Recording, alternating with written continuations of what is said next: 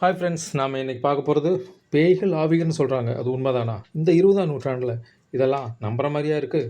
ஆனால் சில விஷயங்கள் நம்ம நம்பித்தான் ஆகணும்.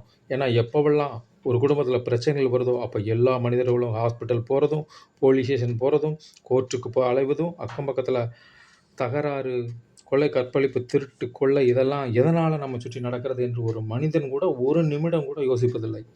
ஏன் மிகவும் ஆழ்ந்து யோசித்தால் ஆவிகளின் அட்டகாசம் முழுமையாக தெரியும். ஒரு வீட்டில் நடக்கும் பிரச்சனைகள், கொலை, கற்பழிப்பு, திருட்டு, பழி, நோய், சாவு இதெல்லாம் இயற்கையாக நடப்பவை அல்ல. உங்களுக்கு இதெல்லாம் ஏற்கனவே நீங்கள் விதைத்தது தான் மரமாக உங்களுக்கு பிரச்சனையாக வருகிறது. அதன் மூலமே இறைவன் நல்ல ஆவிகளையும் கெட்ட ஆவிகளையும் உங்களுக்கு உங்களின் வினைகளுக்கு ஏற்ப விதி மூலம் ஆவிகள் அட்டகாசம் செய்கின்றன. அப்படி உங்கள் வீட்டில் நல்ல ஆவிகள் புகுந்தால் நல்லவைகள் நடக்கும். நாம் அது பற்றி அடுத்த வீடியோவில் பார்ப்போம். ஆனால் கெட்ட ஆவிகள் வீட்டிற்குள் நுழைந்து விட்டால் எப்படி அறிந்து கொள்வது?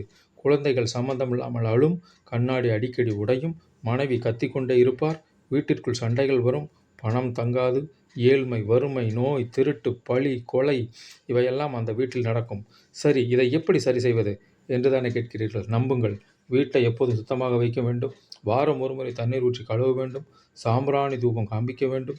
வீட்டில் துர்நாற்றம் வீசக்கூடாது. யாரையும் கோபமாக பேசக்கூடாது. கேவலமான பேரம் பேசக்கூடாது. உணவில் 50 நாட்களுக்கு அசைவம் சாப்பிடக்கூடாது. பறவைகளுக்கு தானியம் கொடுங்கள். நீங்கள் குளிக்கும்போது அந்த தண்ணீரில் மஞ்சள் உப்பு போட்டு குளிக்கவும். வாரம் ஒருமுறை எண்ணெய் தேய்த்து குளிக்கவும். வீட்டில் வாசல் அருகில் ஒரு தட்டில் மஞ்சள் பொடி, சூடம், கல்லுப்பு 3ஐயும் ஒரு வாரம் வைத்து பின்பு தண்ணீரில் போட்டு கரைந்த பின் சாக்கடையில் ஊற்றவும். வீட்டில் கருடக்கிழங்கு கட்டி தொங்க விடவும். நல்லெண்ணெயில் வாய் கொப்பளிக்க வேண்டும். கோயிலில் ஐயருக்கு நிறைய காணிக்கை கொடுங்கள். அன்னதானம் செய்யுங்கள்.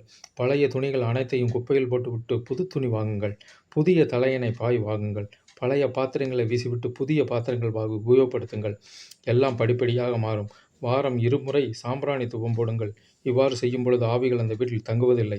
உங்களின் பாவம் குறையத் தொடங்கினால் கடவுள் கெட்ட ஆவிகளை திருப்பி கூப்பிடுவார். இதை அறிந்துதான் மகான்கள் காசிக்கு சென்று வர சொல்லி நம்மை சொல்கிறார்கள். நம்மால் காசிக்கு செல்ல முடியாவிட்டாலும் அருகில் இருக்கும் சிவன் கோயிலுக்கு வாரம் ஒரு முறையாவது செல்லுங்கள். சிவனுக்கு நல்ல மலர்கள் வாங்கி கொடுங்கள். மற்ற மதத்தவர்கள் இந்து மக்களுக்குத்தான் இது என்று நினைக்க வேண்டாம். எல்லோருக்கும் பிரபஞ்சம் ஒன்றே. நன்றி.